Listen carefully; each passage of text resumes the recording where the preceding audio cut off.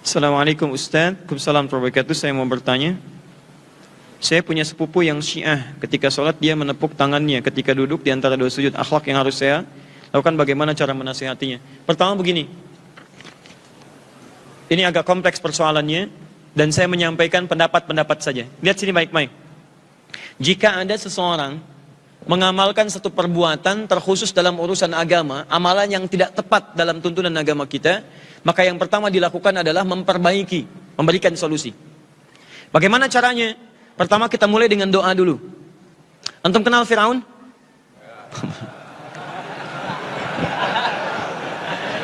Sana Rasul, sana kenal Firaun, luar biasa. Baik, alhamdulillah. Baik, bukankah Nabi Musa ketika akan datang ke Firaun berdoa dulu? Apa doanya? Rabbi syrahli wa yassirli wahlul 'uqdatan yafqahu. Baik, pertama Anda doakan dulu, minta kepada Allah Subhanahu wa taala. Ya Allah, mohon berikan cahaya di hatinya ya Allah. Tunjukkan sesuatu yang benar yang menurut Engkau benar. Berikan kemudahan kepada lisan hamba ya Allah untuk bisa dipahami oleh sepupu hamba.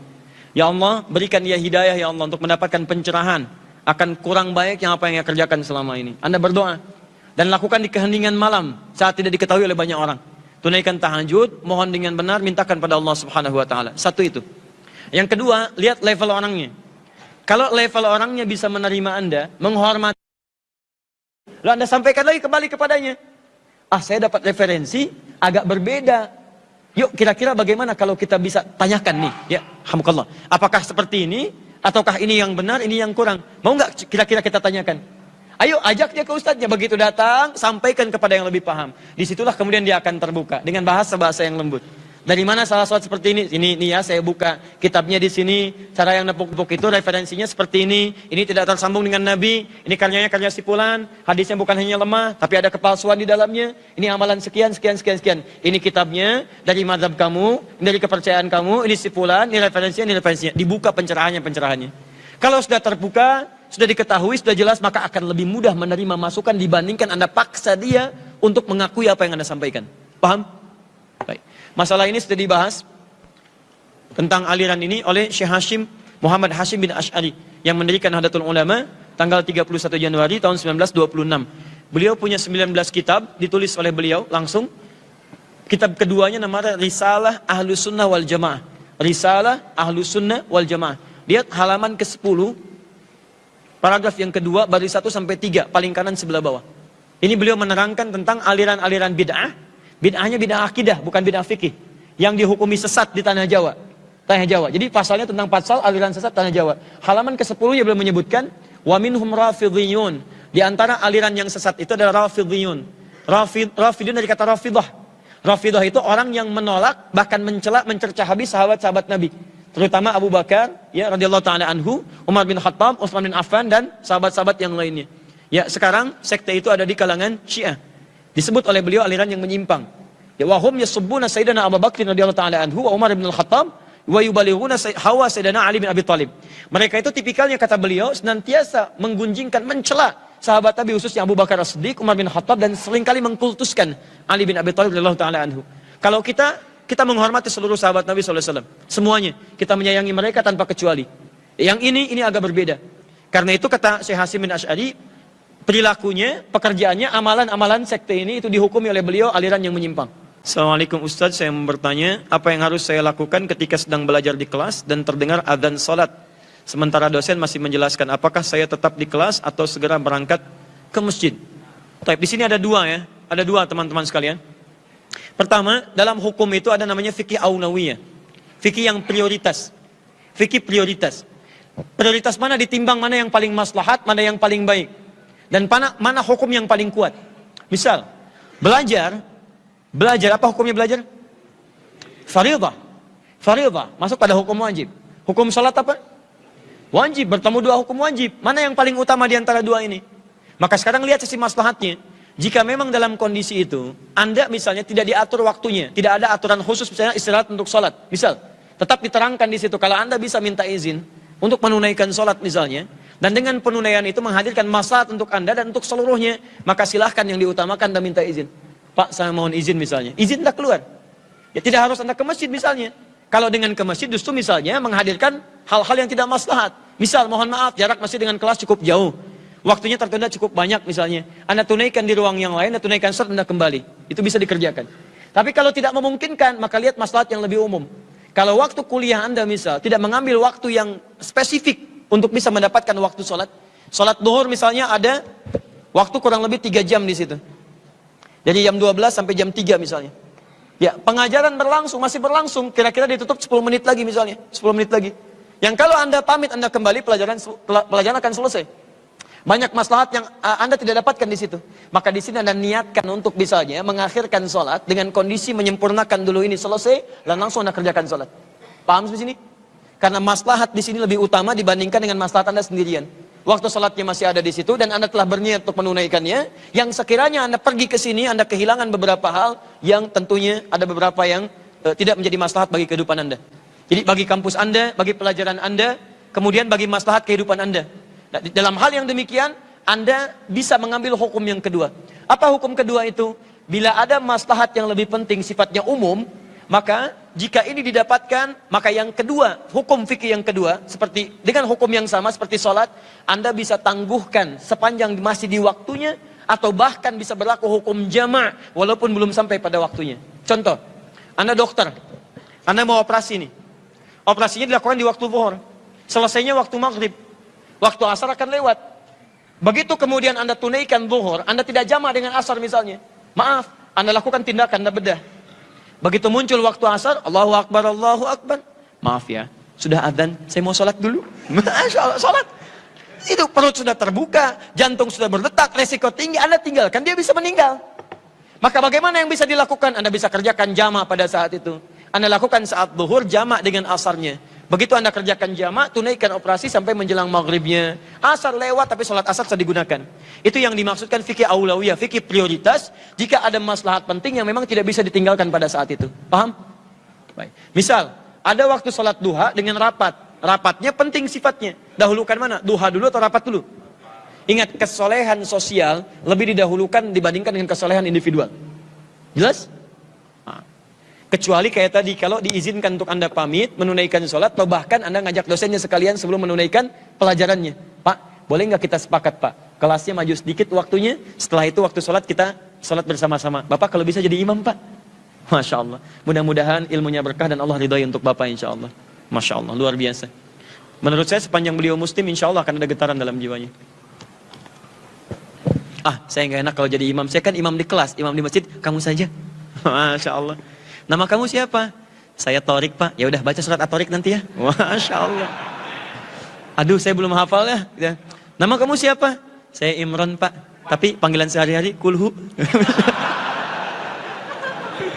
Misal. Saya berniat untuk menikah. Masya Allah. Belum selesai kuliah sudah mau menikah. Tadi kan masih mau izin sholat ya. Sekarang mau nikah. Ada masalah lah. Ya. Boleh menikah dengan anak kuliah? Tidak, selesaikan dulu kuliahnya, baru menikah ya.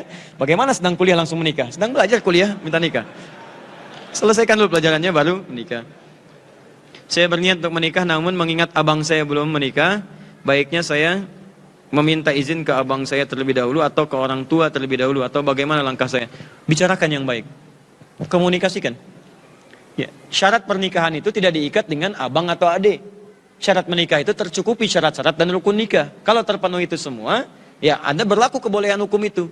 Tapi kadang dalam tradisi-tradisi, ada hukum dalam usul fikih, disebut dengan al-adatul muhakkamah. Tradisi itu kadang dipandang sebagai hukum. Nah kalau tradisi itu tidak bertentangan dengan hukum syariat, maka boleh diberlakukan. Tapi kalau tradisi itu bertentangan hukum syariat, maka tinggalkan tradisi, dekatkan pada hukum. Kalau yang ini tradisi yang tidak bertentangan dengan hukum sebetulnya. Tinggal butuh dikomunikasikan saja. Bang, Masya Allah, Alhamdulillah Allah titipkan abang jadi abang saya, bukan abang yang lain. Terima kasih atas bimbingannya selama ini. Alhamdulillah saya semakin matang dalam berkehidupan, semakin kuat dalam sebagainya. Alhamdulillah bang, terima kasih. Jangan lupakan saya bang dalam bimbingan. Siapa dulu dong? Abang, gitu kan? Masya Allah. Dan saya bersyukur dengan bimbingan abang, saya telah mendapatkan calon dari Allah Subhanahu Wa Taala. Walaupun mungkin harus mendahului abang, tapi ini pun hasil bimbingan abang bang, luar biasa, gitu kan? Masya Allah. Bisa kan? Bang tolong ya, kalau sekiranya kalau tidak saya lakukan, saya khawatir jadi maksiat untuk saya. Tolong bimbing saya bang. Sekiranya Allah ridha, Walaupun bisa lebih dulu daripada abang, tidak bermaksud mendahului, tapi supaya abang bisa membimbing saya dengan lebih baik lagi. Mungkin dari cara inilah abang mendapatkan jodoh yang terbaik. Misal, ya udah, bismillah, kamu duluan ya. Alhamdulillah. Bisa ya. Sudah menikah, abang kapan? Abang kapan? Kan? Bismillah. Itu yang disebut hikmah. Tadi Quran surah 16 ayat 125, maaf. Assalamualaikum Pak Ustadz, bagaimana sikap kami untuk menghadapi, mungkin ya maksudnya ini, seorang nenek yang kesulitan untuk memaafkan dan meridhoi anak cucunya, sementara hingga saat ini masih memancing perseteruan. Masya Allah, orang mancing ikan, Anda mancing perseteruan, luar biasa. Mohon bimbingannya. Gini, Quran surah ke-16 lagi-lagi ayat 125. Quran surah ke-22 ayat yang kelima. Nenek itu sudah sepuh atau tidak? Disebut nenek umumnya kalau sudah punya cucu. Tapi kalimat yang kedua disebut nenek kalau sudah mencapai usia tertentu. Dia ada hukum dengan cucunya, ada hukum dengan usia tertentunya. Nah biasanya fase kehidupan itu diurai di Quran. Surah ke-22 ayat yang kelima. Surah Al-Hajj ayat yang kelima. Ada tipikal orang yang ketika melalui masa-masa ini, sekalipun dia belum punya cucu, tapi masuk ke dalam masa ini. Apa masa yang dimaksudkan? Ini indah sekali, dari masa kandungan, kemudian dibentuk, kemudian terlahir, dan berkembang, sampai yang disebut dengan ila ardhalil umuri, masa pikun, atau lemah usia. Lemah usia ini, awas hati-hati, ketika Quran menyebut dengan lemah usia, menggunakan kalimat ardhal. Ardhal itu bukan hanya menunjuk usia, tapi lebih menunjuk juga kepada sifat-sifatnya. Lihat sini, lemah, usia lemah, lemah menunjuk sifat kurang matang dalam berpikir, kurang matang dalam bersikap. Kalau anak belum balik, lemah atau kuat? Lemah, bahkan ketika lahir belum bisa jalan, lemah fisiknya. Bahkan ketika bergerak belum bisa berdiri, lemah dia merangkaknya. Dia lemah dia berdirinya, belum bisa berlari. Bisa berlari belum bisa berjalan belum bisa berlari. Bisa berlari tapi kadang-kadang kurang hati-hati, lemah. Lemah daya fikirnya, belum bisa bedakan mana yang berbahaya, mana yang tidak. Ular diajak main, Masya Allah, ular. Dia nggak tahu kalau dalam ular itu ada yang bahaya. Maka Anda ambil di situ. Saya punya keponakan Pak, sepupu. Luar biasa, cerdas, kecil, tapi unik anaknya. Satu kali, sedang bermain-main, ada sekumpulan lebah. Lebahnya banyak, sekumpulannya. Dengan sarangnya. Teman-temannya lari. Tiba-tiba dia dekati. Kenapa kalian lari? Takut disengat? Ini kan makhluk Allah. Kalau Allah tidak berkehendak, tidak akan disengat. Masya Allah. Ini makhluk Allah. Kalau tidak berkehendak, tidak akan disengat. Mau dia pegang. Ibunya begitu melihat, langsung diambil. Langsung diambil. Kenapa? Karena anak belum paham dengan situasi itu. Bisa ngompol di mana saja. Bisa mengecewakan ibunya. Perhatikan. Kalimat itu untuk mewakili semua sikapnya disebut dengan ardhal. Namanya ardhal. Ada kondisi seseorang sudah mencapai masa-masa dalam kedewasaannya, sampai dewasa, sampai lewat dewasa, sampai sempuh, kembali lagi ke sifat usia ini. Maka keluarlah kemudian sifat-sifat tadi. Contoh, sifat kekanak-kanakan mulai muncul. Bukankah anak-anak kalau tidak mendapatkan mainannya cenderung dia marah? Cenderung mengajak berseteru dengan orang tuanya? Cenderung menangis dia? Ya, ada kalimat-kalimat bagi orang dewasa, kalimatnya sama dengan kalimat anak-anak, walaupun sikapnya mungkin berbeda, tapi nilainya sama. Tadi, alih-alih kita ingin mendapatkan, mohon maaf, misalnya, sifat-sifat yang baik ternyata muncul keinginan yang seperti tadi. Senang ingin berseteru, ingin cepat dipenuhi keinginannya, kadang-kadang ngomel di mana saja, kadang-kadang melakukan perbuatan yang tidak sewajarnya. Maaf, yang salah barangkali bukan nenek Anda. Yang dibutuhkan adalah pemahaman Anda terhadap keadaan nenek Anda. Jangan dihukumi dulu. Barangkali nenek Anda sedang berada di fase yang ini.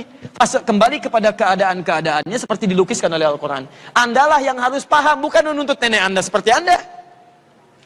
Awas, masing-masing mendapatkan kaos, baju takwa. Tapi kan ukurannya bisa beda-beda. Jangan ukuran Anda dipakai untuk ukuran nenek Anda. Beda. Karena itu jangan hukumi neneknya. Tapi jadilah Anda dengan sikap bijak. Masuk ke dalam suasana nenek Anda dengan cara-cara yang paling bijak. Itu dalilnya Quran surah ke-16 ayat 125. Ud'u ila sabili rabbika bil hikmah. Ajak orang yang belum paham dengan hikmah, dengan suasana yang bijak. Assalamualaikum nenek. Gak butuh assalamualaikum, butuhnya mangga. Ini bawa mangga nih. Waalaikumsalam. Masya Allah, datang mangga, itu kan? Dah ngobrol. Nenek sehat. Jangan banyak tanya. Baik nek, tidak nanya. Gitu suara. Ya baik, diam. Itu bahasa suara. Dah, diam. Tenang lagi. Sudah. Nek, makan nek, gak mau yang ini, maunya bubur, carikan bubur. Gak mau bubur yang ini, bubur yang itu, carikan. Besok nek, kita beli tukang buburnya, sekalian nenek gak usah beli lagi. Ajak. Terus, sampai ke titik yang paling dalam. Begitu titik paling bosannya, kembali dia kepada keadaannya. Bismillah, mungkin maaf, Anda diberikan nenek seperti itu, karena disitulah peluang pahala banyak bisa Anda raih. Tidak cukup dengan amin, hadirkan kebaikan kepadanya. Ya, orang mencari surga keluar rumah, Anda surganya ada dalam rumah. Bukankah dalam sabar ada pahala? Bukankah orang sabar dekat dengan Allah? Innallaha ma'as sabirin. Bukankah Anda ingin dekat dengan Allah? Kalau ingin dekat dengan Allah, Anda perlu sabar. Sabar bersanding dengan musibah. Wa basyiris sabirin. Quran surah 2 ayat 155. Nah, musibah Anda ada di rumah Anda. Ya kan? Hadapi itu dengan baik. Terima dengan baik. Ketika Anda sabar, mungkin disitulah surga Allah ingin berikan kepada Anda.